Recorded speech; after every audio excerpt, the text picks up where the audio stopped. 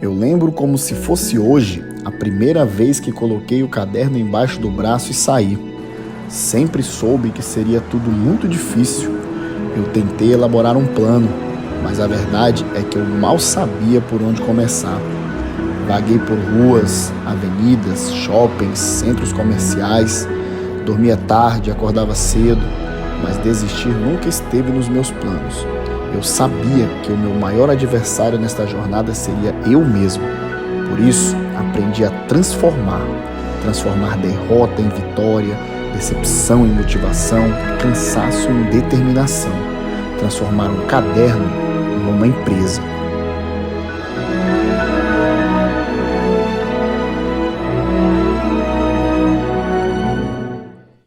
E aí, pessoal, estamos de volta para mais um episódio do nosso podcast O Caderno que Virou Empresa. E é como eu sempre digo para vocês, todos os convidados que vão passar aqui por essa mesa são pessoas que, apesar de terem negócios em ramos totalmente diferentes, muitos deles totalmente diferentes mesmo, você vai poder observar que todos eles possuem características em comum que fazem e que justificam o sucesso que eles alcançaram em sua carreira profissional. E hoje eu tenho um convidado aqui mega especial. Eu quero falar para vocês que eu estava bastante ansioso por essa entrevista aqui hoje. Não tinha acontecido antes ainda, porque meu entrevistado estava viajando, mas eu tô no pé dele há muito tempo e o homem veio a caráter. Vou logo adiantando para vocês que hoje o bicho vai pegar, porque quem está aqui comigo é meu amigo Kenar Carvalho. Seja bem-vindo, meu amigo, ao Caderno que Virou Empresa. Seja bem-vindo. Eu que agradeço. Eu fico feliz de estar com você. Você é um cara que consegue inspirar as outras pessoas também. Eu tive o prazer de te conhecer, né? E você esteve lá na nossa empresa, o Thiago me apresentou, lembro bem disso. E começamos a conversar, né? Trocar ideias. E eu fico muito feliz desse convite e quero aqui poder compartilhar com você grande parte, o máximo que eu puder, de tudo aquilo que eu tive de experiência e que eu tenho até os dias de hoje. Maravilha. Já estão vendo aí, né? Vai começar a guerra. Vai começar a guerra aqui, porque eu vou começar perguntando para o Kenar o que a gente sempre coloca aqui, né? Curiosidade. O propósito do Caderno que Virou Empresa é a gente conhecer as histórias das empresas e dos empreendedores que construíram essas empresas do início, quando eles tiveram que passar por perrengues, por desafios, abdicar de muita coisa para poder chegar aonde eles chegaram hoje, né? E aí eu vou começar perguntando, Kenar, quando foi que começou o primórdio mesmo da carreira profissional do Kenar? Quando foi que o Kenar deu seu primeiro prego numa barra de sabão? Muito cedo, né? Eu fiz questão até de vir a caráter, eu estou pronto para a guerra aqui, né? Você me contou uma história sua muito interessante na época do banco. Eu disse, pô, eu vou lá fazer essa visita para esse cara e fazer essa homenagem, né?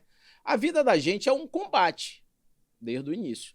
Então, a minha luta começou, eu considero, aqui quando morei na Coab, por exemplo, né, que o meu pai sempre dizia, eu gostaria que você trouxesse para casa no final do dia, você tem um objetivo. Eu já com meus 14 anos, 13 anos, eu achava aquilo estranho, né? Você vai trazer o pão, né? Ou então você vai trazer o café.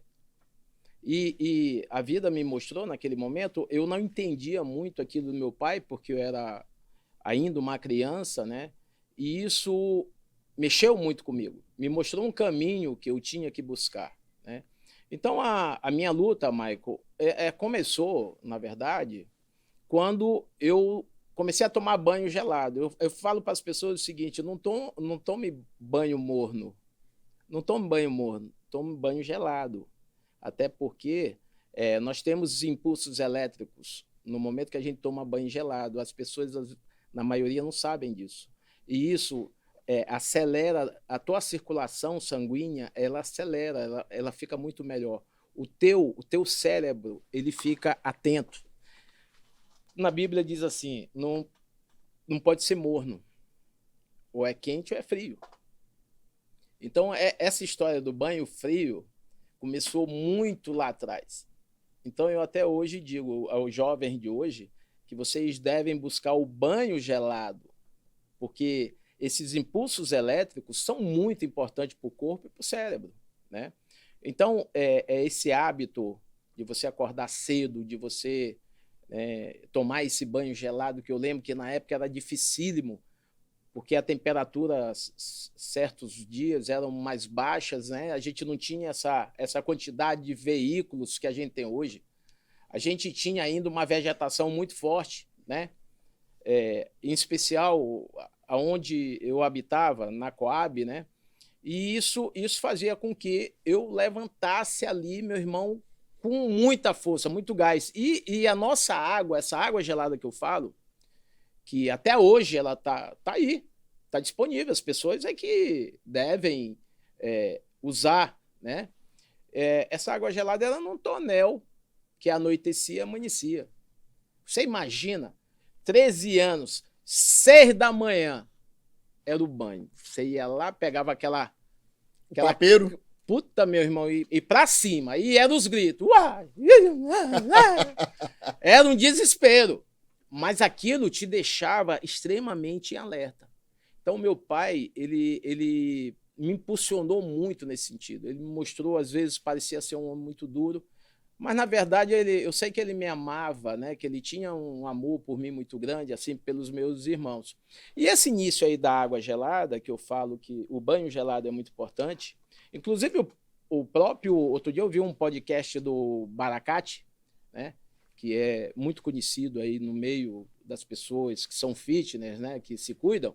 E ele falou, foi uma das coisas que ele deixou muito claro. O banho gelado é muito importante, inclusive para as pessoas que têm uma tendência à depressão, porque ativa, né, o cérebro. As pessoas que tomam um banho cedo, gelado, elas ficam mais felizes. Então, essa questão do banho gelado, para mim, foi um início muito importante na minha vida, né? Eu tive que estudar em escolas muito longe, né? Eu morava aqui, de frente para a igreja, na Coab, e a minha escola era BR-40, no SEMA, na época, e eu tinha que andar ali, pior das hipóteses, uns 4 quilômetros, né? Todo santo dia, 4 a 5 quilômetros, mais ou menos. E voltava, às vezes eu tirava a minha bata, né? Chamava bata, né? A minha farda era uma bata, formato de bata.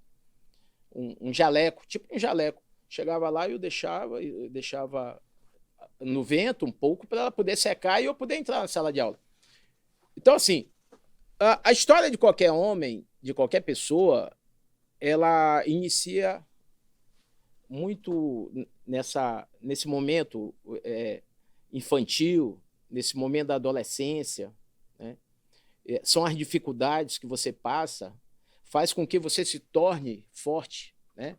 Eu venho de uma geração forte, de uma geração que acredita, de uma geração que enfrenta, uma geração que não tem dificuldade. Quando eu comecei a empresa, na verdade, ali na Coab, eu também comecei ali a vigiar carro, porque eu tinha que levar esse objetivo que meu pai me dava, né?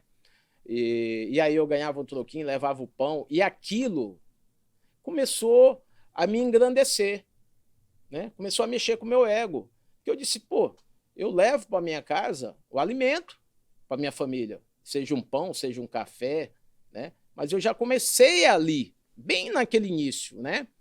E isso começou a fazer de mim uma pessoa diferente, uma pessoa que enxergava mais na frente. Eu fui trabalhar numa autoescola do meu tio, eu dava aula de legislação de trânsito à noite e durante o dia eu dava aula de prática, né? Direção mesmo. Direção. Né? E era aquela loucura, porque os carros da época não tinham ar-condicionado, era um morceguinho, você abria aquilo ali para poder ver se o inferno saía um pouco ali, porque um Fusca, né, mesmo com a refrigeração dele, o carro dentro era muito quente, e a gente dava aula o dia inteiro. Depois disso, o meu tio teve uma briga lá com meu pai. Porque vigiava os carros, depois eu fui ensinar o pessoal a dirigir os carros. Dirigir, porque o meu pai, com meu tio, ajudou o meu tio a montar uma autoescola, e aí no início o meu tio foi tomando conta e se tornou um dono, e depois me mandou embora da autoescola, né? Foi um grande aprendizado para mim. Só que quando eu saí da autoescola, eu fiquei pensando, fazer o quê agora? Eu preciso continuar ajudando minha família, né? Já tinha aí meus 17 anos, 18 anos. Fui para a porta do Detran, era a única saída que eu tinha, que era o que eu conhecia, era o meu universo, né? Eu fui ser o quê? Eu fui ser um despachante. Aquele cara que pega lá o documento e tal. Sim.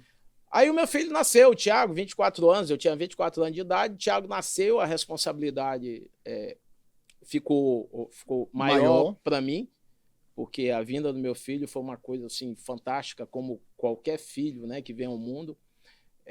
Depois veio minha filha, e um belo dia apareceu uma empresa chilena contratando pessoas para fazer um trabalho de street marketing. E eu estava na rua no dia inteiro e comecei a batalhar nisso, né? O produto era o inglês, então era um método que você aprendia inglês muito rapidamente, e eu digo, pô, tô aqui. Você lembra o ano? O ano, 87, 88, por aí. E nessa vivência, nesse novo contexto, eu entrava no ônibus, quando eu descia do ônibus, eu descia com os cheques da pessoa. Era um treinamento que a gente tinha, e naquela época as pessoas, a gente convencia, porque a gente fazia uma pesquisa, e quando chegava na metade da pesquisa, a gente sabia a necessidade daquela pessoa, onde ela trabalhava, tudo. Então, para você crescer, até hoje, o inglês te ajuda. Você imagina naquela época, sim, quem trabalhava Vale do Rio Doce, Alumar, enfim, Caixa Econômica, Banco Brasil, a gente mostrava a necessidade de ter o inglês para que você pudesse caminhar, né? Fazer desse objetivo uma trajetória melhor, crescer dentro do seu trabalho, né? Evoluir. Como é que eram as abordagens? Você abordava o pessoal na rua? Como é que é do inglês? A gente chegava e, bom dia, boa tarde, tudo bem? Dentro de ônibus, você falou? Dentro do ônibus. Ah, dentro do ônibus, entendeu? Mesmo, do coletivo, né? Tudo bem e tal, e ia conversando, eu preciso fazer uma pesquisa e tal, seria muito interessante, seria importante para você. Você me dá um minuto somente, não se preocupe que não é nada que vai invadir tua privacidade. Aí a pessoa topava ali, a gente ia perguntando. A pergunta-chave é o seguinte: você acha que o inglês é uma língua que poderia te ajudar profissionalmente? 99% dizia, opa, sim. E se eu te disser que eu tenho a solução para você e que você vai poder marcar o horário de acordo com a tua disponibilidade, você não vai cumprir horário. Você que vai dizer, eu quero aula tal, no dia tal, e eu vou estar disponível, se for sábado, se for domingo, se for segunda à noite, se for terça, quarta. E naquela época não existia essa flexibilidade. E isso, cara, isso foi tomando um tamanho absurdo. Eu virei gerente desse negócio. De repente viraram para mim, você vai ser promovido e tal. E eu reunia as pessoas, eu tinha um ponto de encontro, eu reunia as pessoas, a gente já tinha o local, que era ali no Renascença, e com escritório, com as salas, tudo. E de repente explodiu. Vale do Rio Doce, Alumar, Caixa Econômica, Banco Brasil, o chileno estava com um sorriso aqui, né? E eu digo, pô, que legal, tá dando certo e tal. E aí eu comecei a achar estranho, porque eu comecei a fazer uma captação de pessoas que já não, o financeiro administrativo não correspondia com as minhas ações. Ou seja, eu tinha que colocar mais gente, então eu precisava de mais estrutura. Não foi acontecendo. E eu achei muito estranho que o financeiro não tinha uma certa liberdade de conversar comigo, ele se escondia, digamos assim. Eu digo, pô, tem alguma coisa errada nesse processo. Aí eu virei para os caras e falei, vou parar. Vou parar porque está em jogo a minha pessoa, está em jogo a minha honra, porque daqui a pouquinho eu vou encher de gente aqui e os caras vão dizer, pô, você me enganou. O seu volume de vendas estava maior do que a estrutura poderia Explodiu. atender, né? Explodiu. E aí eu mudei. Eu mudei e falei, não colocarei mais um único aluno aqui dentro sem que haja uma reestruturação. Aí veio um cara de Recife e me mandou embora, que foi formado por mim. Um cara que você ensinou. Eu ensinei, formei, e ele voltou de lá e me mandou embora. Disse que ele tinha lá uma recomendação, uma carta que era para eu... E aquilo foi muito decepcionante para mim e tal, mas eu sabia que eu estava saindo de algo que não era muito transparente. Em pouco tempo eu soube que fechou, né? Quebrou. Porque muitas pessoas realmente começaram a fazer, inclusive, denúncias, né? Já falando que a coisa não estava acontecendo. E aí eu conheci o mundo dos medicamentos. Foi um currículo, né? Foi um currículo. Eu até então não tinha essa visão empresarial. E a minha esposa disse assim, apareceu um negócio aqui no jornal, você vai... eu disse para ela, eu quero começar lá de vendedor, né? Começar de vendedor, e eu sei que em pouco tempo eu vou chegar no outro local. Ela falou para mim assim, não, você vai começar de supervisor, porque a contratação era para supervisor. Aí ela disse, aí eu falei assim, não, mas eu não sei nada de medicamentos. Mas ela disse, você tem capacidade para assumir a supervisão. Mesmo, Silvia? É isso? Não, você tem. Então tá com o pau. Mandei lá o currículo, fui chamado. Comecei a conversar com um carioca, que era gerente na época. A empresa passava por muita dificuldade. E ele me perguntou, como é que você acha que você vai controlar uma equipe? Você tem 26 anos de idade, a maioria desses caras tem 30, 35, 40, 50. Eu disse, com trabalho. Você me dá a oportunidade, eu vou mostrar o que eu posso fazer. Mas o que você vai fazer? Eu disse, eu vou usar o mesmo método de trabalho que eu usei a vida toda. Eu vou sair com cada um, acompanhar, entender todo o processo, né? Dia e noite. Manhã, tarde, noite. Quando puder, sábado. Se puder, domingo. Vamos trabalhar. Mas você acha que você vai conseguir controlar essas pessoas? Eu falei, eu não acho, eu tenho certeza. E aí, esse cara ficou me chamando lá uns 3 dias, 4 dias. Nós conversamos umas 4 vezes. E um dia eu entro na sala, ele me chamou de novo, eu não estava muito esperançoso. Eu sabia que ele tinha muita dúvida, porque com 26 anos, para você dominar pessoas que tinham conhecimento do mercado e eu não tinha, não ia ser fácil, ele sabia disso. Mas eu sempre digo para as pessoas o seguinte, a vontade supera qualquer dificuldade. Quando você tem vontade, você tem garra, e você está disposto a passar por uma, digamos assim, você quer sobreviver, você quer se manter e crescer na vida, você tem que enfrentar. E ter a devida paciência para isso, porque eu vejo, por exemplo, essa geração que está aí, eles querem que as coisas aconteçam da noite para o dia. O cara entra numa empresa, ele acha que ele já vai virar presidente em pouco tempo. Ele entra numa empresa, ele acha que o salário dele vai triplicar, Não funciona assim. A vida é uma escada. E você tem que ir degrau a degrau. Não tem como.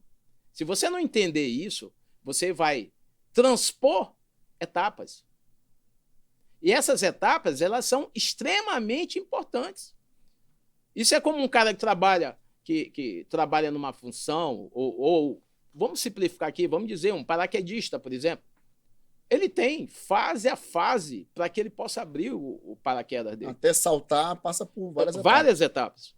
Então as pessoas precisam entender isso. Não acontece como um passe de mágica. Nunca vai acontecer. Né? Por isso que tem um ditado que diz assim, quando você vê um jabuti trepado, ou é enchente ou é mão de gente. Sim. Jabuti não trepa em lugar nenhum. Não existe isso. Ou deu uma enchente, ele se agarrou lá no... né? Ficou lá por cima de um tronco, né? Alguém pegou ele e colocou lá. E digo mais, ele vai cair. É só uma questão de tempo. Vai baixar lá o nível do rio e, pof, vai cair.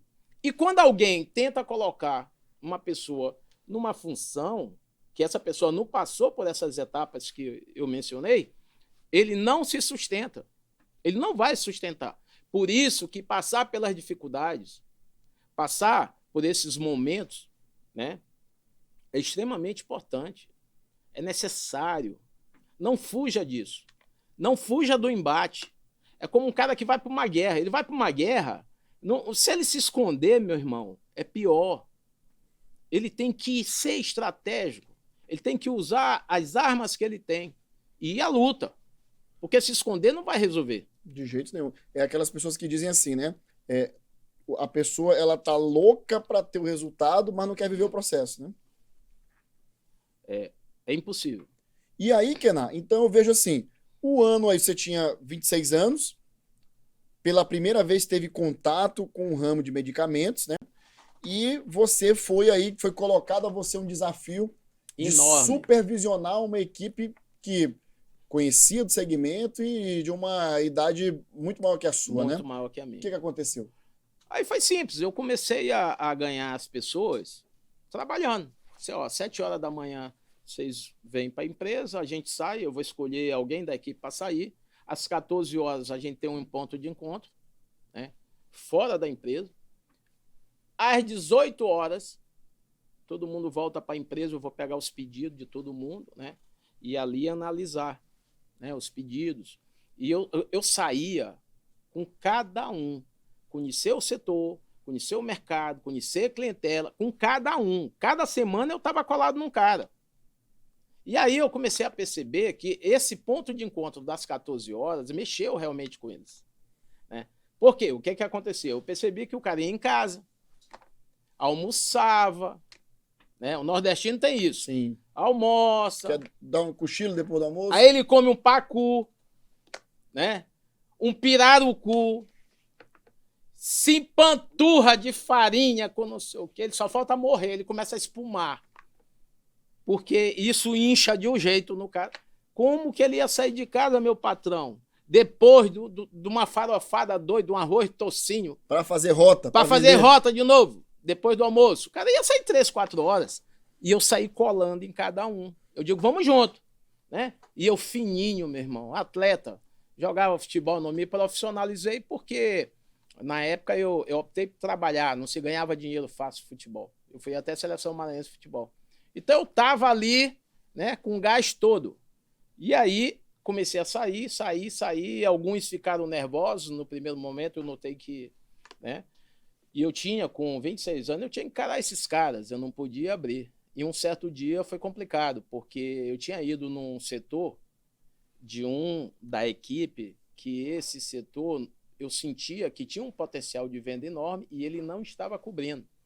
Naquela época, Michael, não tinha esse negócio de smartphone, você entrar num sistemazinho para enxergar. Hoje, na minha empresa, eu tenho GPS, né? A gente enxerga a hora que o cara sai de casa, a hora que ele volta, que ele chega. Os supervisores hoje é uma moleza ser supervisor hoje de uma empresa. Mas na minha época tinha que gastar sapato. Não tinha história, tinha que andar de sol a sol e fazer negócio do lado do cara. E aí, um belo dia eu tô lá, a gente se reunia, porque era 7 da manhã, tinha que estar na empresa, 14 horas, nesse ponto de encontro. E à noite voltava para entregar a venda da tarde, dentro da empresa. E isso foi conflitante, porque a maioria das pessoas não queriam isso. Eles diziam assim, eu não entendo por que precisa fazer isso, eu estou perdendo tempo. Eu digo, não se preocupe que o resultado vem. Tirou os caras da zona de conforto. Vou provar a vocês que o resultado vai vir. Meu irmão, o pau foi quebrando. E pedido. E chegando. Porque quando eu comecei, a venda de medicamentos estava lá embaixo. E essa cidade aqui, e o estado, tinha farmácia para dar pau. Para dar pau, mas tinha farmácia demais, né? E isso me entusiasmou muito. Eu sabia que tinha potencial para a gente crescer. E um belo dia, infelizmente, o cara teve a ideia de pegar o meu colarinho na reunião, na frente de todo mundo. O cara que eu disse assim, você não foi hoje à tarde no seu setor. Mas por que eu não fui? Porque eu fui no seu setor. E você não passou lá. Nossa, numa reunião. Numa reunião, todo mundo lá, porque a gente sentava todos os dias para... E ele disse, você quer dizer o quê? E levantou e veio Na tua direção. na minha direção. E aí pegou meu colarinho, né? E aí eu fiquei cego, eu não sabia se eu dava nele de cadeira, se eu dava de porta. Até uma porta nós arrancamos. O pau quebrou e foi aquele negócio. Eu sei que depois dessa briga ficou melhor, a equipe melhorou muito, porque eu ganhei essa briga. Tu entende? Mostrou pros caras, ó, se for pra Se dar porrada, eu vou também. vai ter porrada, meu irmão. aqui- Não tem conversa. Aí os caras... Eu sei que eu parei com esse vendedor de bar num carro lá na brita, no estacionamento. Rapaz, foi um pau danado. Ele tava todo rasgado. Eu tava com a camisa aberta. Ele me errou lá uma hora, acertou uma secretária que tava Meu lá. Deus. O pau quebrou. Mas foi bonito. Não foi feio, não. Não foi feio, não. As pessoas às vezes dizem assim, que não sei o que e tal. Porra. A vida é assim, meu irmão. A gente tem que enfrentar o que tem que enfrentar. Sim. Você imagina, o cara tá lá, numa equipe, e aí, todo mundo tentando te derrubar, ele segura teu colarinho. E se ele me dá um pescoção na frente de todo mundo, eu ia chorar, porra? Não, foi pra cima. Aí ia perder a equipe, hein? Claro, acabou o homem. É isso que eu digo, que na vida, às vezes, nós temos que ter enfrentamentos. Eu não tô falando aqui de violência, eu não tô instigando a violência, eu não tô falando nada disso. Eu tô dizendo o seguinte, você tem que ser guerreiro, você tem que estar pronto. Se você não estiver pronto para o embate, as pessoas te engolem. Porque você vai encontrar na tua vida, sim, pessoas que vão para cima de você, que às vezes, de graça, não gostam de você. Né? Você vai ter um concorrente, você vai ter alguém que vai falar mal de você, então você tem que construir algo sólido. Você tem que ter um posicionamento, tem que ter uma postura para que você tenha o respeito das pessoas. Então, naquele momento, se eu não tomo uma atitude realmente, ia ficar difícil para mim como líder. Então eu fui, para ir para a porrada? Vamos, não tem problema nenhum, nós vamos. Graças a Deus, depois isso foi resolvido. A gerência resolveu ficar comigo. Eu demiti esse cara.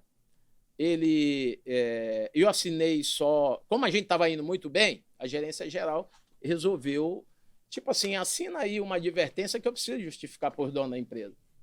Você assina. Por quê? Porque eu fazia um trabalho sério, coerente. A maioria dos vendedores tinham carros novos, pô. Eu tinha carro usado. E ficava feliz pelo resultado deles. Entende? Sim. Por quê? Porque é a minha natureza. Eu sou um ser humano assim. Eu não trabalho pelo dinheiro. Eu nunca trabalhei pelo dinheiro. Um dos maiores equívocos que eu conheço nas pessoas é esse. Você tem que ter amor ao que você faz. Você tem que gostar do que você faz. Porque quando você tem amor, você gosta, as coisas vão conspirando a teu favor. E aí vai dando tudo certo. Deus é justiça. Deus não é injusto. As coisas vão acontecendo numa velocidade que você se pergunta assim, como que isso está acontecendo? Né? Porque a maioria das pessoas acha que é o braço, que é a inteligência, que só isso resolve todos os problemas. Não é verdade. Na verdade, o homem que tem temor a Deus e que acredita nas coisas de Deus, ele tem muita proteção. E tudo vai conspirando, tudo vai dando certo. Você ser um empresário, é isso. Né? Lá na Imifarma, a empresa que eu trabalhei, né, eu falava com o dono falecido. Eu entrava na sala do filho, que era, na época, era quem cuidava da filial de São Luís, eu entrava na sala, via a foto dele, né, e dizia, seu Pedro, o senhor fique tranquilo, que nós vamos fazer o que a gente tem que fazer. Né? Nós vamos fazer um trabalho maravilhoso, né, na sua empresa. A gente vai se dar ao máximo. Eu chegava assim, falando. Na foto do falecido. Na foto dele. As pessoas não sabiam disso. Né? Então, eu digo assim, nada é do acaso. Né? Se você cria um foco, a tua própria história, não precisa você me falar muito. Né? Você aí, se você for fazer uma retrospectiva de quando você trabalhou no banco, aonde você está hoje, pô, sabe? Você é um vencedor em pouco tempo. Obrigado. Então, assim, Mas se perguntar para você, o que você tem que fazer para isso?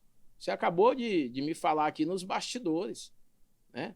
Caderninho aqui, ia lá na loja, eu passei por isso, porque a gente ia falar, o dono tá aí e tal, não sei o quê. Aí o dono tá escutando tudinho, tá lá caladinho, e o cara já estava orientado para dizer que não estava. E o dono te olhando aqui do lado.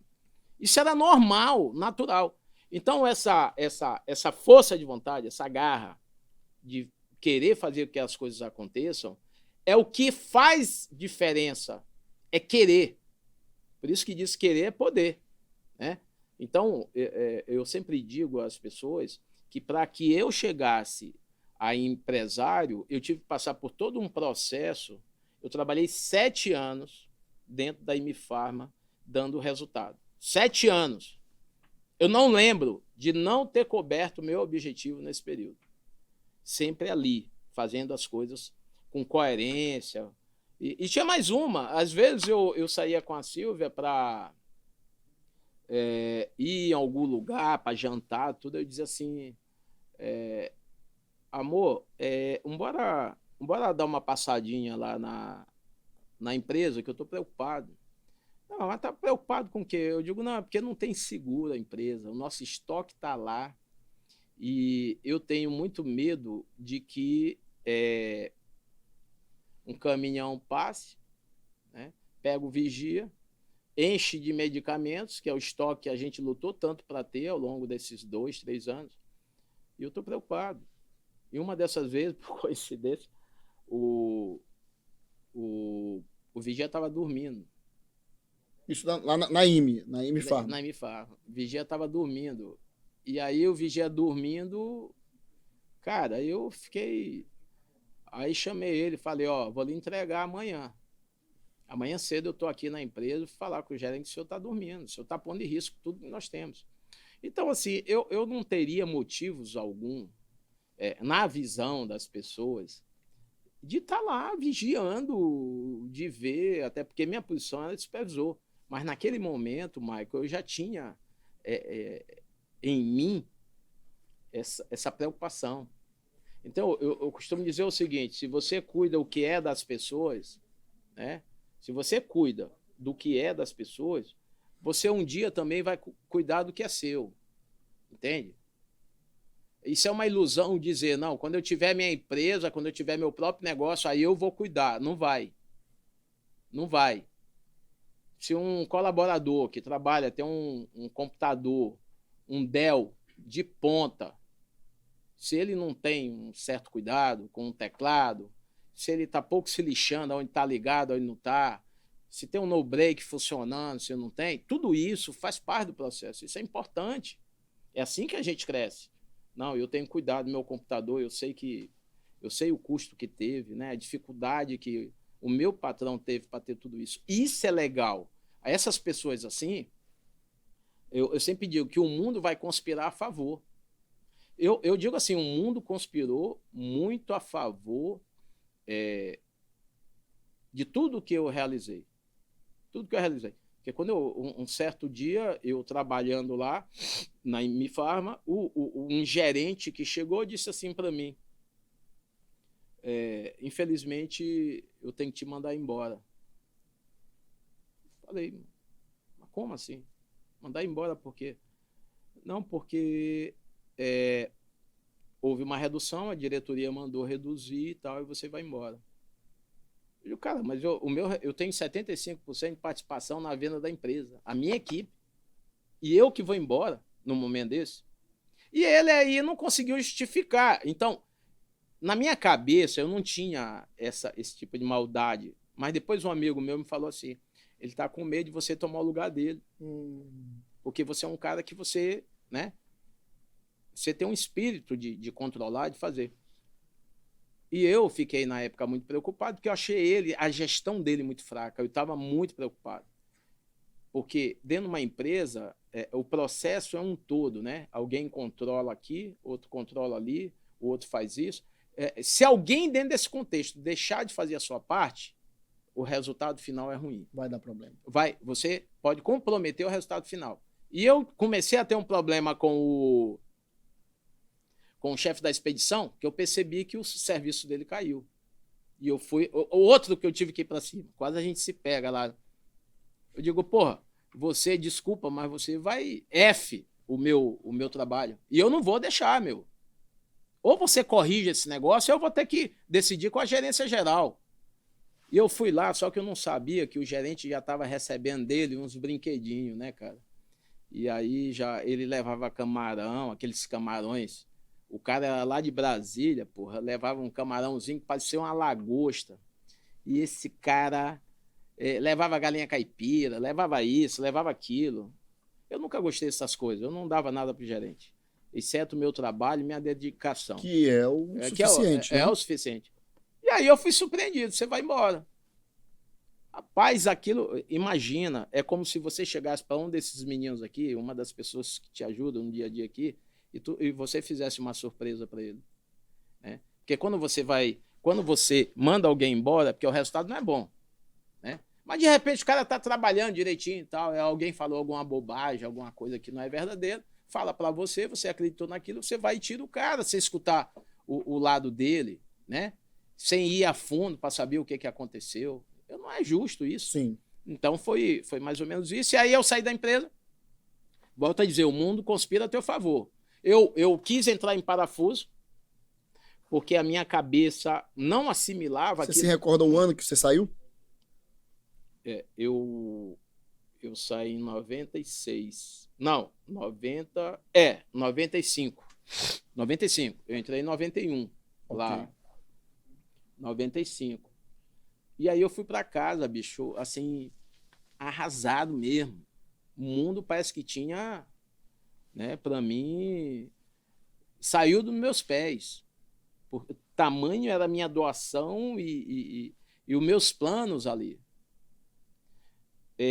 Cheguei em casa à noite, eu não dormi, a Silvia muito preocupada e tal. E amanhã? Não vou sair, vou ficar em casa e tal. E realmente foi muito ruim, foi uma fase complicada. E a Silvia foi assim, aquela pessoa, sabe, aquele porto seguro que você precisa e tal. E foi para mim, não só uma vez, inúmeras vezes. Mas nessa passagem, eu entendi o seguinte. Foi aí que um cara me chamou e disse assim, olha, você vai ter uma oportunidade na minha empresa. Sério? Eu vou ter e tal. Aí eu conheci um laboratório chamado EMS. EMS. Que hoje chama EMS, que é o maior laboratório de genérico da América Latina. Eu conheci ali. E conhecendo ali, eu fui para cima. Encontrei um dono lá, ele me deu apoio e tal. Era uma empresa que não tinha a estrutura da Emifarma, uma empresa muito pequena. Já estava em dificuldade, eu não sabia, porque não estava conseguindo pagar seus títulos com a indústria farmacêutica. Mas aí eu conheci os produtos EMS, né? Não sei se você se recorda do Energil C, que fez muito sucesso. O Cruzeiro botava na camisa. Zico propagou durante o período. E ali eu fiquei, sabe? Eu digo, é aqui, pô. Então, essa empresa era uma empresa como a Emifarma. Só que ela comercializava os produtos da EMS. Só. Era exclusiva. Ok. Aí um belo dia, eu lá... Meu irmão, o mesmo sistema. Ponto de conta, 7 horas da manhã, dentro da empresa. O método Kenar. O mesmo nível.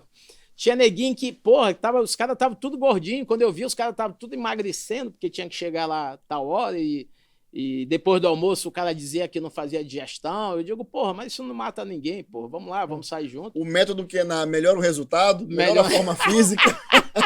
É completo. É completo o método Kenar. Aí eu conheci um senhor que chegou, um senhorzinho lá no primeiro dia de reunião, conheci um senhorzinho, aí eu vi ele encostar, era um táxi.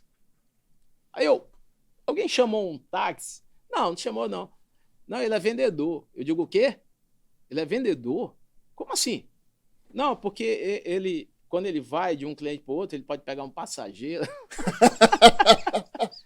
Cara, eu tava... Sabe? Queimando óleo 30. Eu tava no... Aí eu disse, eu queria falar com o senhor aí. O senhor é motorista de táxi? Sério, eu sou e tal. Deixa eu lhe falar uma coisa, o senhor vai ter que decidir. O senhor é motorista de táxi, o senhor é vendedor. Não, mas sempre foi assim. Eu digo, chefe, a partir de hoje não é mais. vai lá, decida lá com... Eu já tinha falado para o dono da empresa todo o sistema, tudo, absolutamente tudo, sem tirar e sem colocar. Rapaz, foi complicado. Aí eu resolvi, esse senhor, respeitando a idade dele, pô, tinha a idade de ser meu pai, disse, eu vou lhe provar que o senhor, eu vou lhe fazer um desafio. Se o senhor ganhar mais dinheiro vendendo medicamentos do que na praça, se o larga, praça, largo. Rapaz, eu fiz logo o desafio na frente dos caras tudo. Pronto. Vamos sair, começar hoje à tarde e nós vamos ficar juntos durante 15 dias. Só 15 dias. É mesmo? Eu digo, Paz, era de manhã, de tarde, de noite. Aí começou a bater pedido. Meu irmão, no primeiro mês logo ele... Lapada. Puta, comissão lá em cima. Aí eu criei logo uma premiação. O melhor vendedor, a melhor venda do mês ia ter mais X. Rapaz, era um sorriso nesse homem daqui aqui. Aí os outros foram se adaptando. Concomitantemente, os outros começaram a perceber que a coisa funcionava, né? Que era possível crescer dentro daquela realidade. E os resultados foram mudando. Todo mundo começou a ganhar dinheiro, todo mundo começou a melhorar. Aí o meu telefone toca. No meio disso tudo, já há alguns meses, né? Meu telefone tocou. Era o dono da empresa que eu tinha saído. Da IMFARM. Da IMFARM. Preciso falar com você e tal, e gostaria muito que você viesse aqui. Aí eu voltei. Fui lá. No dia seguinte, falei lá pro senhor que tinha me dado a oportunidade da empresa, voltei e disse, eu gostaria que você voltasse. Você não imagina a bagunça que estava isso aqui. O resultado da gente despencou, né? E algumas coisas muito sérias aconteceram e eu preciso que você volte. Você topa? Eu vou te ajudar a melhorar teu salário, fazer isso. E ficou, de certa forma, um certo, digamos assim, eu não chamo de mágoa, mas eu fiquei muito, sabe, aquilo mexeu muito comigo. Com sentido, né? Porque eu achei que não foi uma atitude justa me mandar embora, né? E eu voltei no seu Geraldo, que era o dono da empresa do Emes. Sim. Disse, olha, eu quero lhe pedir 1 milhão de desculpas, né? Eu posso treinar alguém para ficar no meu lugar, mas, infelizmente, eu não vou poder ficar mais. O dono da empresa ligou para mim que quer que eu volte por isso. Eu falei para ele, fiquei. Na verdade, foi um dos piores momentos da minha vida, porque eu queria poder ajudar aquela pessoa a resgatar, a fazer aquilo acontecer dentro da empresa dele. Só que eu não sabia que ele já estava em dificuldade, que já não estava conseguindo pagar mais o laboratório, estava tudo muito em atraso e não tinha mais como voltar atrás. Estava irreversível a situação dele já, né? Voltei. Quando eu voltei, houve uma reunião da equipe que queria falar com o dono. Eu não sabia, eu fiquei sabendo disso depois. E o líder da equipe procurou o proprietário, o Roberto, na época, Roberto Lasvera, e disse a ele, é verdade que o Kenan vai voltar? Ele disse, Pois é, senhor Roberto, eu queria falar a você que a equipe quer conversar com o senhor. Aí ele ficou assim. Não, quando? Pode ser amanhã? Pode. Aí ele foi lá. O próprio Roberto me contou isso. Quando o Roberto chegou na sala, estava todo mundo lá. Pois não, estou aqui, sou todo ouvidos, né? Quero saber o que aconteceu. Não, porque nós soubemos que o Kenan vai voltar. Aí disse, vai. Não, mas ele é muito... Não sei o quê, que ponto de encontro, e ele é uma pessoa muito... sabe, às vezes ele exagera demais, porque ele cobra demais, porque tudo é demais, não sei o quê. Aí começaram. Aí o Roberto escutou. Aí, isso contado pelo Roberto. Então, é esse o problema? Deixa eu falar uma coisa para vocês. Vocês já ouviram falar alguma coisa que depois, contra ele desviando alguma coisa da empresa, alguma coisa que tem uma conotação de desonestidade? Não, isso não. Nunca tive. Então, senhores, é o seguinte, ele vai voltar. Quem quiser, peça a demissão agora. A gente faz outra equipe. Não tem problema nenhum. Mas ele vai voltar. Rapaz, eu voltei. E aí, graças a Deus, as coisas foram muito bem. Um belo dia, a gente estourou de vendas. E ele me botou num avião aqui à noite para ir para Belém do Pará. Eu jamais pensei que um dia eu fosse morar em Belém. Ele me botou nesse avião aqui, era 11 horas da noite. Nós chegamos em Belém meia-noite, já tinha uma pessoa esperando a gente. E esse homem foi comemorar 3 dias os resultados que nós tínhamos de venda.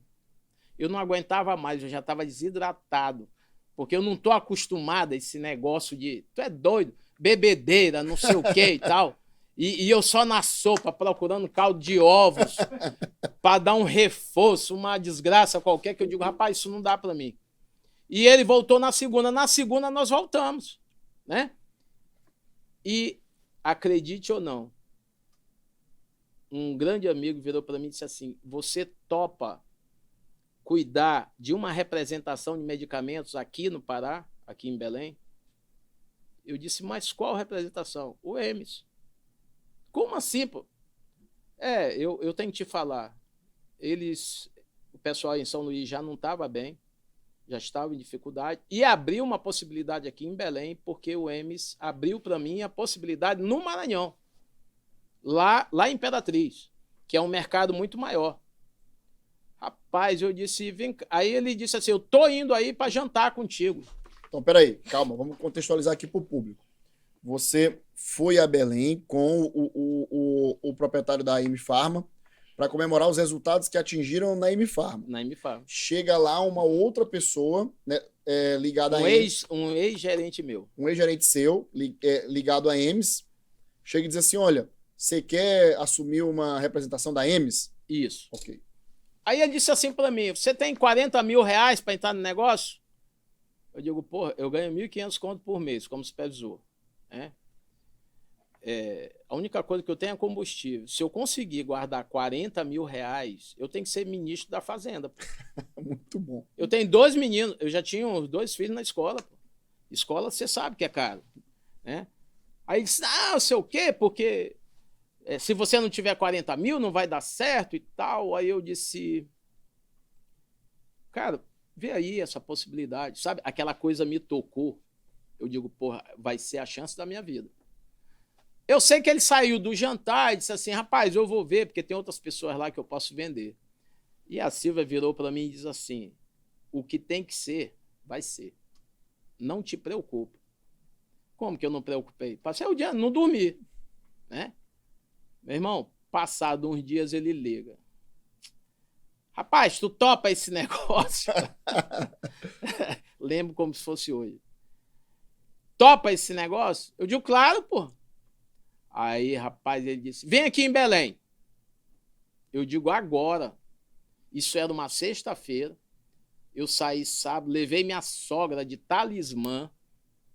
Levei minha sogra, eu tinha um Verona álcool. Aquela desgraça pipocava, às vezes ele para pegar era uma confusão. Larguei o pau para Belém, rapaz, de estrada ruim. E minha sogra atrás, a Silvia, eu digo, bora que nós vamos chegar lá e eu quero ver esse negócio. Rapaz, quando eu cheguei lá, era uma casa com umas caixas dentro. Eu olhei para minha sogra, eu acho que ela teve um encosto naquele momento, porque eu olhei para ela assim, deu uma tristeza.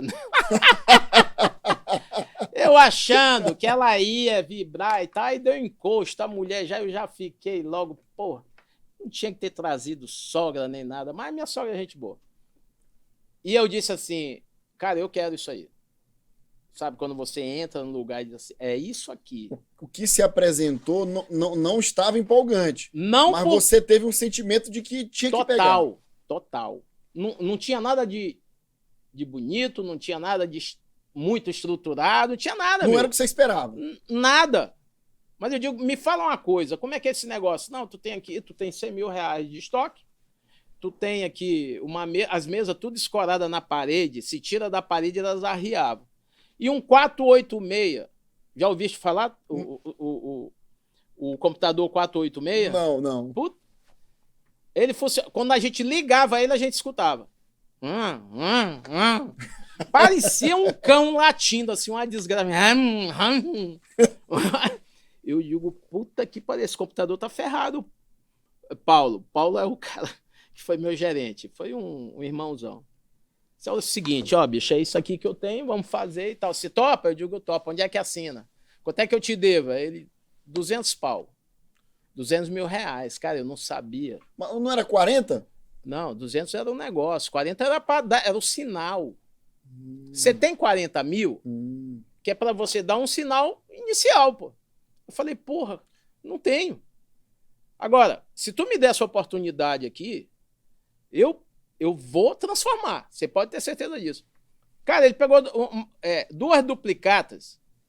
Eu não sei se tu conhece. Duplicata é uma coisa antiga. Duplicata já ouvi falar. Você compra numa livraria e eu assinei. Duplicata era um papel que tinha valor. Você comprava, você queria comprometer alguém que não tinha um cheque, não tinha nada, assina duas duplicatas aqui pra mim. Aquilo tinha valor legal. E ali você assinou 200 mil reais. 200 mil reais. Me deu um suor, meu irmão. E Belém, um calor miserável. Lembra o ano? Isso foi em 97. 97, né? 97. Em janeiro de 97 o pau quebrou, eu comecei. E ele disse assim pra mim, tem um negócio, tem um detalhe. Eu digo, fale, chefe. Você vai me dar 3% do faturamento da empresa. Do faturamento, ele disse pra mim, do faturamento. Não é do líquido, não é do bruto, é do faturamento da empresa.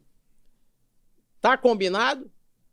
Digo, 3%. Aí eu virei para ele e disse assim, 3%? Me fala uma coisa. Qual é a margem? Aí ele foi explicando, porque tinha uma matemática que a gente fazia, né? Que na época chamava Shen com Shen, BO, não sei o que e tal. Aí eu disse, e se eu te pagar os 3? Ainda assim eu vou estar saudável? Ele, tranquilo. Tranquilo. Eu digo, sério? E o meu ganho da minha família, para poder sustentar minha família, eu ganhava 1.500 conto na MFAR, né? Se eu tirar 5 mil, tá tranquilo? Ele disse, tranquilo. Porra, 5 pau. O cara ganhava 1.500. Triplicou o salário? Tu é doido. Meu irmão, eu digo é aqui. Por isso que eu digo que o grau de dificuldade na vida é que te leva a outros patamares. Eu digo, eu ganhava 1.500. O cara tá me oferecendo 5, pô. Eu vou dar 3 para ele. Meu irmão, o que eu comi de boi ralado em Belém, você não faz ideia. Sabe o que é boi ralado? Não. Carne moída. Carne moída, boi ralado, né? Lá chama boi ralado. Porque carne moída é uma das piores desgraças que pode existir no açougue. Eles misturam pé com orelha, com... Puta, bota aquela porra, passa tudo dentro do... Rapaz, desculpa que eu falo. Desculpa pelo palavrão. Mas assim, passa tudo aquilo, tritura e diz, ó, tá aqui a carne moída. E na esquina, eu tinha que comer. Tinha um cara lá que me vendia e eu pagava para ele a cada 15 dias e tal. O pau quebrou. Fomos crescendo, crescendo. E um belo dia eu chego lá, o vigia tá no chão, deram um pau no meu vigia, porque ele ficava na frente da casa. Lá na Estrela, é um bairro perigoso em Belém. E um dia eu fui no aniversário do meu genro, chego lá na casa, eu estava iniciando o trabalho, olha só. E chegou lá, tinha o vigia da rua no chão. Os meninos lá de perto quebraram o velho por maldade, tomaram a bicicleta dele. E eu fui chegando, eu estava na Fiorino. E falei com o meu vigia, perguntei, falei, o que foi isso aí, cara? Não, bateram nele e tal, eu não quis interferir. Eu digo, pelo amor de Deus, bateram num senhor desse e você não fez nada. Ele tinha um 38ão. Eu disse, porra, mas que... É Jorão, o nome desse, Jorão, o nome do vigia. E aí eu me meti nessa situação, fui lá, inclusive ali poderia ter acabado tudo, eu tive uma proteção de Deus muito grande, porque eu peguei esse 38 e ele me disse, foi aquela turma que está ali. E na mesma hora eu botei na cintura e fui lá.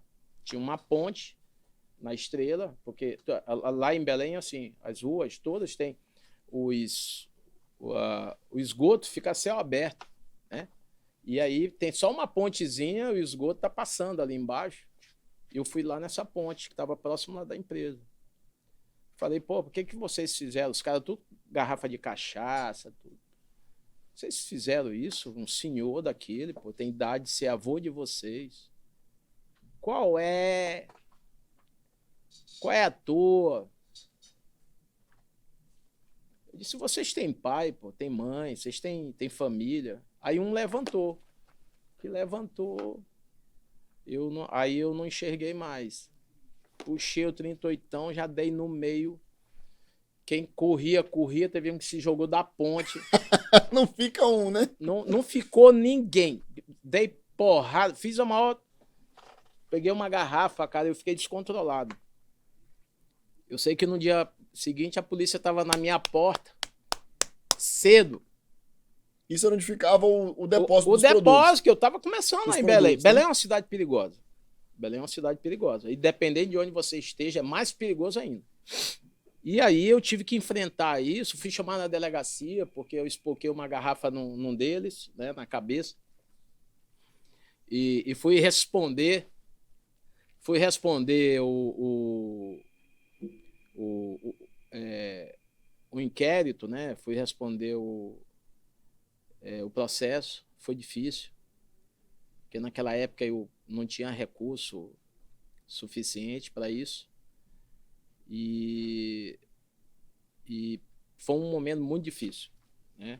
Eu tive que mudar de prédio, porque ficou pesado ali. Ali os caras iam querer vingança, né? Eu já estava recebendo bilhetinho de ameaça, não sei o que e tal. Então, a partir daquele momento ali, na mudança que eu fiz da estrutura da empresa, eu cresci muito. Comecei a crescer, não parar, visitando. Na época a Big Ben era muito forte. Eu tive que enfrentar essa questão aí, mas foi mais um embate, né? E uma das primeiras redes de farmácia do Brasil foi a Big Ben. E vender rede de farmácia não era uma coisa fácil, né? E isso me mostrou que eu tinha que buscar um outro caminho, que era ir nos interiores, pegar avião de madrugada, pegar barcos 12 horas ali no Amazonas. Eu saía de Santarém para Itaituba, 12 horas de barco, né? Rede, porco, galinha, tudo que você possa imaginar. A barra é pesada. E eu fui começando a perceber que os túneis eram esses, né? Quando eu falo de túneis, eu sempre me baseio na experiência da Guerra do Vietnã. Porque os americanos chegaram no Vietnã com a guerra ganha.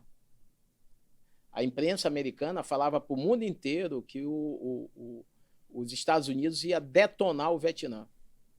Só que eles não sabiam que tinham 200 quilômetros de túneis embaixo do Vietnã. Meu amigo, esses vietnamitas, o que eles mataram de americano foi assim uma coisa de outro mundo. E quem venceu a guerra não foram os americanos, foram os vietnamitas. Eles tiveram que se retirar. Nunca conquistaram nada lá. Então, assim, eu digo que existem os túneis de qualquer segmento que você busque. Você precisa entender esses túneis. E buscar esse conhecimento, porque eles existem. E aí eu comecei a perceber que se eu fosse no interior, no outro, e saísse desse comodismo de ficar focado num único cliente ou dois clientes, porque lá no Pará tinha a Big Ben e a Extra Farma, que eram muito fortes. A Big Ben já acabou, a Extra Farma está aí até hoje, que o grupo Pague Menos comprou eles, né? São 400 lojas. Então, eu tive essa experiência de viajar muito o Pará todo. Abrir mercado, né? Abrir mercado, conhecer pessoas, conhecer novos clientes. E isso abriu muito a minha cabeça e a minha forma de ver as coisas. Então, empreender de verdade, as pessoas precisam entender, é fazer diferente, né? E não é só aquele que empreende. Todo e qualquer profissional ele tem que buscar esses túneis. Ele tem que ser diferente, porque o valor de um profissional está aí. Se você faz o que todo mundo faz, você é igual a todo mundo. Então você perde valor de mercado. Você não tem valor de mercado. O que faz de você um cara diferente, ou um produto que você crie, um produto tem que ser diferente. O serviço tem que ser diferente. A maioria das pessoas demoram a entender isso, não compreende isso. Se você não fizer diferente, você não consegue se estabelecer, você não cresce. Agora mesmo a gente viu lá o Elon Musk, que é considerado o homem mais rico da atualidade, ele pegou o Twitter, comprou o Twitter, né, e mandou metade das pessoas embora. Né? Porque lá é o seguinte, lá se a gente tem uma empresa aqui no Brasil, com 50 mil funcionários, e você fizer um negócio desse, é um Deus nos acuda. Sim. Porque a legislação brasileira, ela não converge com a realidade das empresas. Ela não trabalha para as empresas. O ambiente dentro do Brasil, para você trabalhar, ele é muito diferente dos outros países. Nos outros países, você consegue produzir, você consegue dar o seu melhor, o teu colaborador, o direito dele é de ganhar aquilo que ele produz. Aqui no Brasil, meu Deus do céu, é uma loucura.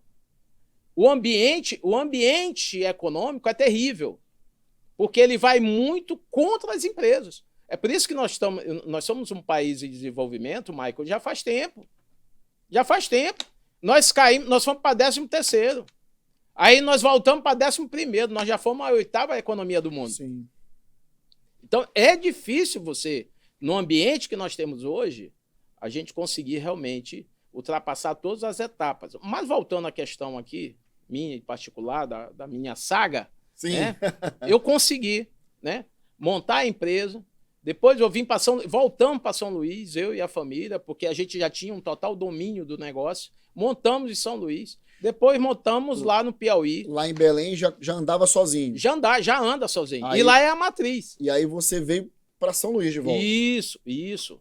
Aí a família... Você lembra o ano, quando voltou para São Luís? São Luís, eu sou ruim desse negócio de data, mas é o seguinte, eu acredito que a gente veio, vamos fazer conta aí, 2012, 2010, 2010, que 12 a gente montou a filial aqui. Depois nós montamos o Piauí. Agora nós estamos montando no Ceará, né? E a gente já está com uma fábrica de produtos farmacêuticos com mel, né? Que é a Larimel, lá em Feira de Santana, na Bahia. Na Bahia. A fábrica já está lá, a gente já está começando a passar por essa experiência que é nova para a gente, né? Mas também tive a experiência antes aqui da Microlins, aqui eu não sei se você se recorda, a Microlins foi muito forte aqui em educação. Eu me envolvi com a Microlins depois que eu cheguei aqui, que eu comprei a Master Franquia, eu fui sócio do Zé Carlos Semenzato, que ficava sediado, a Microlins ficava sediada em Rio Preto. Viramos sócio. A Microlins explodiu naquele período, né? Porque eu tinha uma grande vontade de entrar na questão da educação, segmento da educação, porque eu sabia que isso ia ajudar muitas pessoas. Aqui no Maranhão, a gente tem uma carência enorme da educação voltada para o ensino profissional, né? Qualificação profissional. Preparar o cara para o mercado de trabalho. Aprender a mexer com dinheiro. Cara, financeiro, administrativo, informática. Nós tínhamos inúmeros cursos. E isso abriu a porta para os jovens, para a maioria dos jovens aqui em São Luís, não só aqui, no interior. No Piauí eu abri também filiais, né? Aqui a minha master era Maranhão e Piauí, né? Então, assim, uma coisa foi ter desenvolvido esse trabalho dentro do Pará durante muitos anos, né? Foram 13 anos dentro do Pará. Né? A empresa nesse período. E aí a gente veio para cá e um belo dia eu vi a Microlins, eu disse, eu quero esse negócio. Peguei um avião aqui, pum, cheguei lá, conheci o dono, ele foi meu sócio regionalmente, porque eu cuidei da regional aqui. Fechamos o negócio, ele voltou na minha casa, eu digo, volta na minha casa que é pra gente fechar na minha casa. Eu não vou fechar aqui contigo. E ele era muito bom de negócio, cara danado. O que ele fez? Pegou o avião no dia seguinte e foi almoçar comigo. Ele estava em Belém, eu fui num dia, 2 dias depois ele estava dentro da minha casa. Nunca esqueço disso. Para eu assinar um cheque de R$80 mil na época, que era quanto custava uma Master franquia. Assinei lá, né? Minha esposa estava lá, meus filhos eram pequenos, Thiago, Thaís. E eu servi um bacalhau para ele adorou aquilo e tal. E começamos a fazer essa parceria e eu coloquei aqui 23 unidades dentro do Maranhão e Piauí. Somando os dois, 23 unidades. 23 unidades. Isso aí, mas assim, tocando ali ao mesmo tempo que a distribuição de medicamentos. Distribuição de medicamentos sempre foi um negócio. Sempre foi. Eu nunca abandonei, né? E ainda hoje é um carro-chefe. Só que eu já estou colocando o pezinho um pouquinho em outros lugares, porque eu sei, por exemplo, o Thiago, o meu filho já está com construção civil também, está mexendo com isso, que eu acho que é também um setor interessante. Mas eu quero dizer o seguinte, Michael, de tudo que a gente tem de experiência, que a gente passa, o legal em tudo isso e o digno é a gente poder ajudar as pessoas. É transformar a vida das pessoas. Quantas pessoas, durante o período da Microlins, a gente conseguiu formar? Sabe? Eu não consigo nem... Eu não tenho esse número. Não tenho. Eu não tive como levantar isso, né? Mas foram muitas.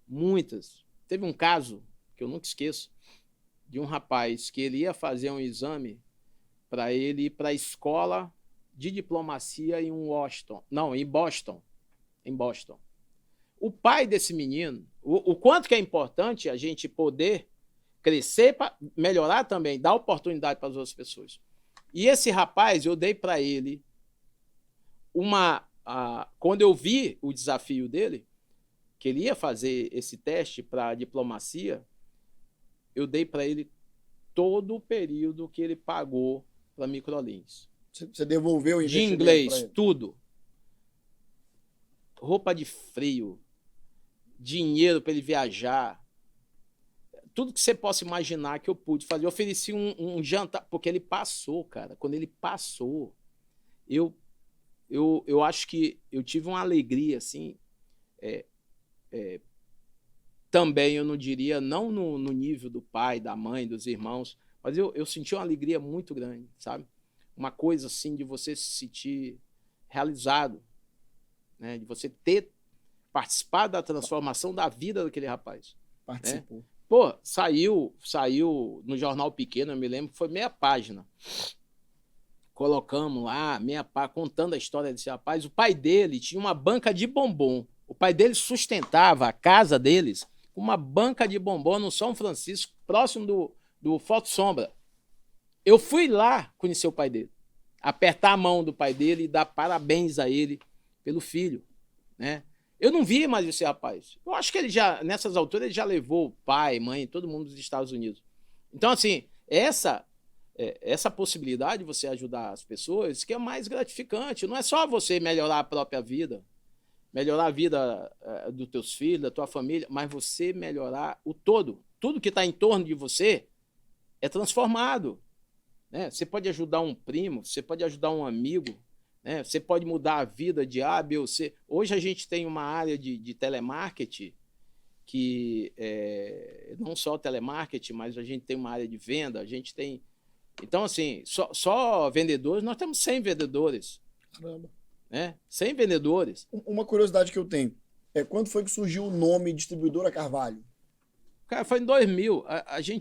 Quando a gente recebeu a empresa, a gente quis fazer uma mudança, né, de razão social e tal, que a gente não gostava muito do nome, né? E a gente fez isso. Então, Carvalho e Bittencourt. Carvalho é da família da minha mãe, né? E Bittencourt da família da Silvia, né? Antes era Lemes Farm, era um negócio assim que era meio, que era a junção, Lemes era a junção do Legrand, que era um laboratório que a gente trabalhava, e MS. Sim. Então a gente não achava muito legal e a gente começou a fazer essas mudanças. Hoje a gente tem aí CD próprio, né? Tem lá no Pará, nós temos o nosso escritório numa área privilegiada, num prédio bom, né? Aqui em São Luís também é prédio próprio. Então, assim, eu acredito muito que é válido, é muito válido qualquer esforço, né? Você se dedicar, você entrar né? Eu sempre falo que uma coisa muito importante do ser humano é índole. Você tem que ter sempre boa intenção com as pessoas. Eu não conheço um homem bem intencionado, um homem honesto, que não tenha chegado a algum lugar. Não conheço. Não conheço. Porque esse é o caminho. Ele pode ser mais longo, porque ele é demorado. Porque você lá, já num certo ponto, você vai entender tudo que você passou. E a importância de cada momento, né? E o quanto isso vai te dar força. Eu às vezes, eu vejo as pessoas muito jovens, já entrando nessa de coach, né? Porra, eu acho assim, cara, não deu ainda, sabe? Você está saindo da casca. Então espera, tenha paciência, espera um pouco mais. Você tem que viver mais. Você tem que tomar mais porrada, sabe? Você tem que aprender mais. Então, se você não passar de verdade por isso, tudo que você falar, você pode cometer um erro terrível, né? Que não condiz com a realidade. Então, assim, Michael, eu falando de ambiente no Brasil, eu não tenho receio de dizer o seguinte: se nada mudar, né, essa é uma história que eu estou te falando, que é a minha história e tal, mas eu vejo nos dias de hoje que se nada mudar, vai ficar muito difícil empreender no Brasil, né? Muito. Porque o ambiente, ele realmente não é favorável, né? É porque, assim, eu aprendi que a gente tem que se transformar, a gente tem que mudar a posição, a gente tem que realmente se movimentar. Pessoas como você, como eu e tal, não vai ter essa dificuldade. Mas, infelizmente, eu percebo que muitos terão. Muitos terão. Porque para você empreender, você precisa de dinheiro. Para você manter um negócio, você precisa de dinheiro, né? Então, assim, hoje, que apoio você tem no mercado financeiro para começar uma empresa? É zero. É zero. O sistema financeiro hoje é o seguinte: você quer 1 milhão? Então, você tem que ter 1 milhão para me dar de garantia.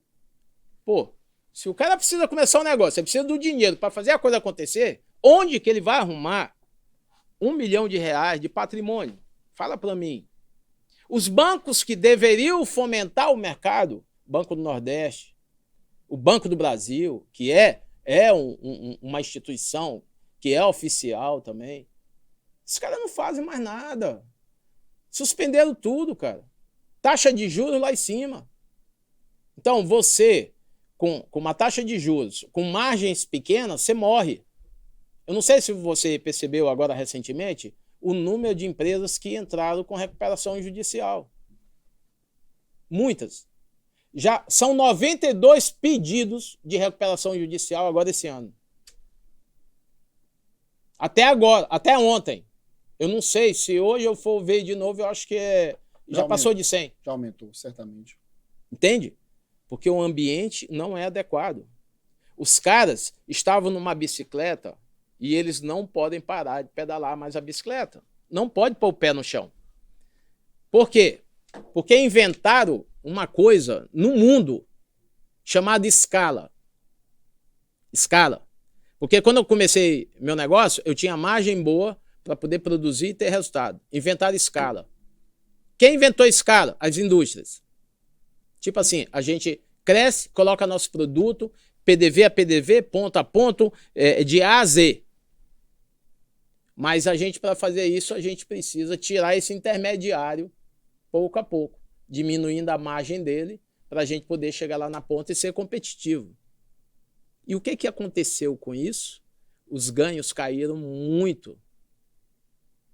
Então o cara fala, Scala, uma empresa que vende 20 bilhões, que vende 15 bilhões, 16 bilhões, às vezes o resultado dele, líquido, chega ali a 0,8, 0,9, 0,5. Dificilmente bate 1 ponto alguma coisa. A taxa de juros hoje, média no Brasil, é 1,7 para uma empresa de ponta. 1,7 de juros ao mês para pagar, para você ter grana para movimentar teu negócio. Se você tem menos de 1 de resultado, essa conta fecha? Não. Tem como. Não tem milagre. Agora, eu queria perguntar uma coisa para você. Eu fico muito curioso. Isso foi uma coisa que sempre me... Até falei com você aqui nos bastidores, né? Como é que foi aquela história lá do bug? A gente ainda não falou sobre... Foi. Na verdade, antes de ter alguma grana, eu enxerguei que comprar bugre em Teresina, porque tinha uma fábrica lá, eu digo, pô, eu tô na praia, né? São Luís é uma ilha. Eu vou trazer um bugre para cá. O bugre tinha um amarelo, eu me lembro que era um amarelo assim chamativo, muito bonito, que o cara montava em Teresina. E eu digo, compro lá e vendo aqui em São Luís, né? Nessa época, eu ainda estava na porta do Detran. Eu ainda não tinha passado pela área de medicamentos, né? De medicamento, nem lá para a empresa que a gente vendia curso de inglês. Uhum. Né? Eu queria fazer dinheiro, eu comecei a enxergar assim, porra, será que é possível isso, é possível aquilo? Eu digo, pô, vou comprar bugre. Porque eu vi um bugre, perguntei para um cara, ele falou, não, isso aqui faz lá em... Teresina, eu fui lá, cara, fui bater lá. Conheci o cara da fábrica, falei, ó, no mínimo eu vendo 10 bugres desse, pô. Por mês. Ele disse, rapaz, você consegue isso? Eu digo, eu consigo, pô. Vai, pode, faz preço que eu vou te mostrar. Meu irmão, eu sei que nessa conversa esse cara baixou o preço do bugre, assim, absurdamente. Bugre, tipo assim, 4 mil, ele passou o bugre para 2 mil. Eu digo, e aí eu vou ficar fazendo um showroom lá, vou ficar fazendo um trabalho para você, ficar tranquilo. Eu sei que eu saí de lá com esse bugre e entrei pela noite, cara, para chegar em São Luís. São 407 quilômetros, né? E eu só desci uma vez para abastecer e vim embora. Quando eu cheguei na porta do meu apartamento lá, eu não tinha condições de descer. Eu estava detonado. Nem eu percebi o quanto que aquilo era duro. Direção mecânica, não é direção que a gente tem hoje, né? Suspensão, não tinha mola espiral, só tinha mola, né? Feito de mola. E foi o meu primeiro foi o meu primeiro resultado catastrófico, né? E não deu certo. E eu sempre digo para as pessoas que tentam alguma coisa, elas devem tentar sim, porque não vai dar certo. Algumas vezes não vai acontecer. Eu não conheço no mundo corporativo ninguém que não tenha uma história de perdas. Não conheço. Alguns nomes no mundo, como Bill Gates, teve inúmeras perdas. Teve que apostar muito no que ele acreditava, né? O próprio Jobs, sofreu pra dedéu, meu irmão. Foi mandado embora da empresa dele. O cara ser mandado embora da empresa que ele criou é brincadeira, né? Mandaram ele embora, né? E assim são muitos que a gente percebeu. O Donald Trump, por exemplo, que foi presidente dos Estados Unidos, né? Esse cara investiu muito no mercado imobiliário, mas chegou a ter perdas astronômicas. E assim, se alguém acredita que é possível, já deu um grande passo. Eu acho assim, O teu sentimento tem que ser esse, de que você acredita. Vai dar em algum momento vai dar errado. Muitas pessoas vão te dizer não, né? Mas daqui a pouco você está escutando um sim aqui, você está semeando. Eu falo que quem semeia vai colher. É só uma questão de tempo. Semeie. Faça a coisa que você acredita. Vá buscando alternativas, né? Mas, nesse cenário de agora, eu posso te dizer que realmente não é fácil você ter um negócio, ter um balcão para vender algum produto e fazer isso acontecer de uma forma tranquila. Porque você tem que fazer com que o teu produto, o produto que vai sobreviver, ele tem que ser um produto diferenciado. Ele tem que ser diferente de tudo. O teu serviço tem que ser diferente de tudo, né? Eu tive a oportunidade de comer um hambúrguer nos Estados Unidos chamado Shake Shack. A marca é Shake Shack. Dizem que é o melhor hambúrguer do mundo e o melhor dos Estados Unidos. Então, para você ser o melhor nos Estados Unidos, tem que ser muito bom. Aonde o varejo é uma coisa extraordinária e onde você tem produtos e serviços de ponta, não é brincadeira. Fui lá. Disse, pô, eu quero... Né, a primeira vez que eu fui algumas vezes... Aí meus filhos, não, a gente tem que ir lá e tal. Aí eu fui provar. É diferente, pô. Mas muito diferente. Muito, absurdamente diferente. Por isso, é considerado o melhor hambúrguer do mundo. Né? Então, assim, e você paga muito caro, é muito mais caro que um Mac, pô. Muito mais caro que um Burger King. Kenan, eu quero te pedir aqui uma coisa. A gente já caminhando aqui, infelizmente, para o fim do nosso papo, né? Pô, tá sensacional. Isso aqui com você tem que papo aqui para a gente ficar várias e várias horas, porque são histórias sensacionais. Mas, assim, a primeira pergunta que eu quero fazer é: em algum momento você acreditou assim que... na verdade, você desacreditou, falou, cara... Eu vou largar isso aqui de mão, eu vou tentar outra coisa, eu não vou conseguir, não vai dar certo. Em algum momento você pensou assim? Inúmeras vezes. Inúmeras. Não existe essa fortaleza toda que as pessoas dizem que tem, tá? Um homem, por mais forte que ele seja, por mais convicto que ele seja, ele vai ter sim os momentos dele. Todo ser humano. A gente tem que aprender a administrar o medo. O medo existe. Todos nós sentimos. Mas administrando bem isso, o medo, e mais do que isso, né, você tendo fé, você pedindo a Deus de joelho, você pedir a Ele que Ele te dê força, sabedoria, que Ele te mostre o caminho. Meu irmão, não existe terapia, não existe psicólogo, não existe psiquiatra, nada é mais importante do que a relação que você tem com Deus. Quando você adquire essa maturidade espiritual, tudo vai ficando mais fácil. Porque dá vontade de desistir, sim. Dá muita vontade de desistir. Eu comecei minha empresa num negócio que eu posso te dizer que era um negócio suicida. É um negócio maluco. Eu digo para as pessoas que eu fui pro Vietnã, sabe?